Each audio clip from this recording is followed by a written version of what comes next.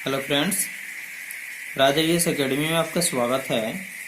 आज मैं practice set के बारे में कुछ ऐसे प्रश्न बताने जा रहा हूं जो कि railway, banking, SSC, Bihar SSC mains, Bihar दारोगा मेंस, बीपीएससी पीटी से लेकर के रेलवे, बैंकिंग सभी प्रतियोगी परीक्षाओं में पूछे जाने वाला महत्वपूर्ण प्रश्न है। अगर आप मेरे चैनल पर नए हैं तो सब्सक्राइब कर लें और बेल आइकन दबा दें ताकि सभी नोटिफिकेशन आपको मिलता रहे। आज का पहला प्रश्न है, किस अधिकार को डॉक्टर भीमराव अंबेडकर यानी कि BR अम्बेडकर ने संविधान का हृदय और आत्मा बताया था? यानी कि किस अधिकार को डॉक्टर BR अम्बेडकर यानी भीमराव अंबेडकर ने संविधान का हृदय और आत्मा बताया था?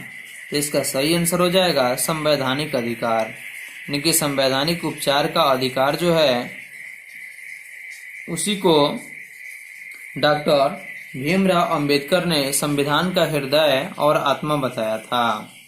तो इसका सही आंसर है संवैधानिक के उपचार का अधिकार। अगला प्रश्न है, सिंधु घाटी की सभ्यता को आर्य पूर्व सभ्यता किसके प्रमाण मिलने के कारण से कहा जाता है? यानी कि सिंधु घाटी सभ्यता को आर्य पूर्व सभ्यता किसके प्रमाण मिलने के कारण कहा जाता है? तो इसका सही आंसर हो जाएगा बर्तन।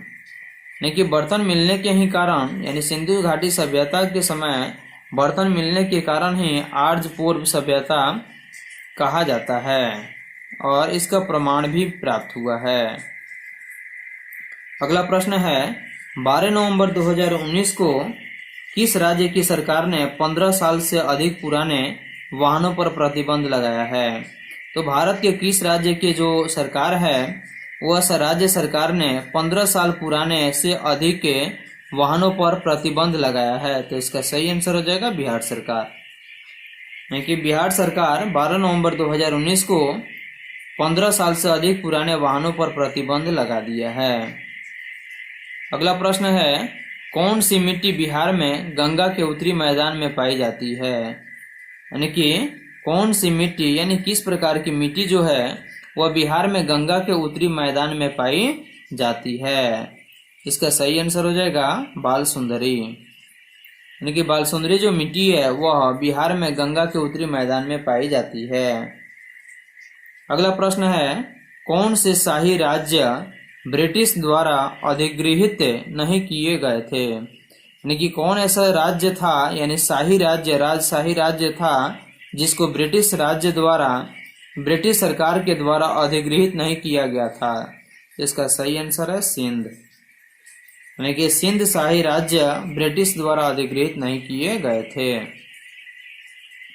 अगला प्रश्न है, कर्क रेखा ट्रॉपिक ऑफ कैंसर किस शहर के पास से होकर गुजरती है? कर्क रेखा ट्रॉपिक ऑफ कैंसर जो है वह किस शहर के पास से होकर के गुजरती है? तो इसका सही आंसर हो जाएगा भोपाल। अगला प्रश्न है, कोनेरू हम्पी किस क्षेत्र से संबंधित है? कोनेरू हम्पी जो है वह भारत के किस जगह से नहीं बल्कि किस खेल से संबंधित है या किस क्षेत्र से संबंधित है? तो इसका सही आंसर हो जाएगा खेल और खिलाड़ी। यानी कि खेल और खिलाड़ी जो है उस क्षेत्र से कोनेरू हम्पी संबंधित है। अगला प्रश्न है, प्राचीन भारत का वह कौन प्रसिद्ध शासक है?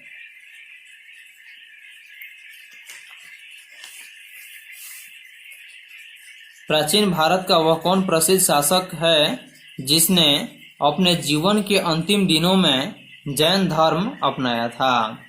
यानी कि प्राचीन भारत का कौन ऐसा शासक है, प्रसिद्ध शासक है जिन्होंने अपने जीवन के अंतिम दिनों में जैन धर्म को अपना लिया था? इसका सही आंसर है समुद्रगुप्त। यानी कि समुद्रगुप्त एक ऐसा शासक था जिन्होंने प्राचीन भारत के समय का शासक था और वह प्रसिद्ध शासक भी था जिसने अपने जीवन के अंतिम दिनों के समय में जैन धर्म को अपना लिया था। अगला प्रश्न है, 14 अक्टूबर 2019 को किस भारतीय मूल के व्यक्ति को अर्थशास्त्र में नोबेल पुरस्कार मिला है? देखिए, कौन ऐसे व्यक्ति हैं जिनको 14 अक्टूबर 2019 को अर्थशास्त्र में नोबेल पुरस्कार से सम्मानित किया गया है? तो इसका सही आंसर हो जाएगा अभिजीत बनर्जी। अगला प्रश्न है, केंद्रीय मानव संसाधन विकास मंत्री द्वारा प्रौद्योगिकी प्रदर्शनी टेक एक्स का उद्घाटन कहाँ किया गया? इसका सही आंसर है नई दिल्ली में। केंद्रीय मानव संसाधन विकास मंत्री द्वारा प्रौद्योगिकी प्रदर्शनी टेक एक्स का उद्घाटन नई दिल्ली में किया गया। अगला प्रश्न है, भारत में शंकुधारी वन कहाँ पाए जाते हैं? भारत में शंकुधारी वन कहाँ पाए जाते हैं? तो इसका सही आंसर है हिमालय में। अगला प्रश्न है, कैबिनेट मिशन भारत से किस लिए भेजा गया था? कैबिनेट मिशन को अंग्रेजों के द्वारा किस लिए भेजा गया हुआ था? इसका सही आंसर है सत्ता के हस्तांतरण के लिए, संवैधानिक व्यवस्था तैयार करने के लिए।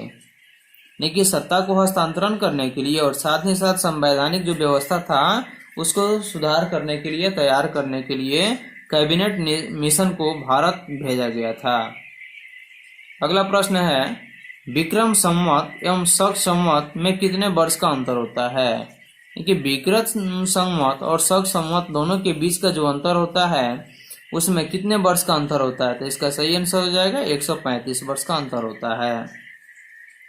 अगला प्रश्न है, हवा का वाष्प घनत्व कितना होता है? तो हवा का जो वाष्प घनत्व होता है वह कितना होता है? इसका सही आंसर हो जाएगा 14.14। अगला प्रश्न है, हाइड्रोपोनिक्स क्या है? तो हाइड्रोपोनिक्स जो है वह क्या है? तो इसका सही आंसर हो जाएगा मृदा विहीन पादप संवर्धन।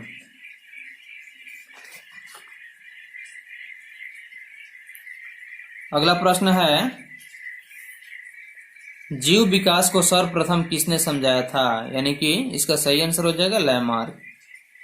अगला प्रश्न है, केंद्रीय पर्यावरण, वन एवं जलवायु परिवर्तन मंत्रालय ने 12 फरवरी 2018 को भारत की वन स्थिति रिपोर्ट ISFR 2017 जारी की और इस रिपोर्ट में प्रत्येक वर्ष कितने वर्ष में जारी की जाती है? यानी कि यह जो रिपोर्ट है वह प्रत्येक वर्ष यानी कि कब जारी की जाती है? तो इसका सही आंसर हो जाएगा 2 वर्ष।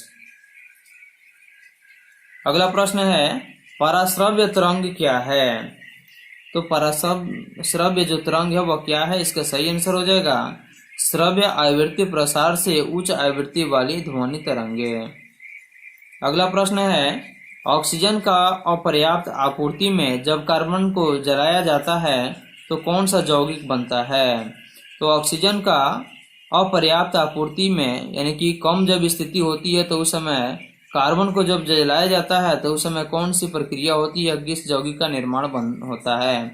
इसका सही आंसर है कार्बन मोनोऑक्साइड।